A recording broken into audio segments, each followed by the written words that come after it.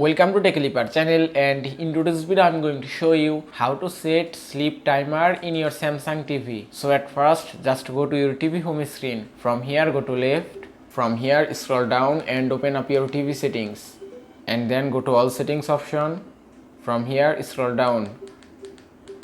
And then go to general and privacy. After that scroll down again and go to system manager. Then go to time option.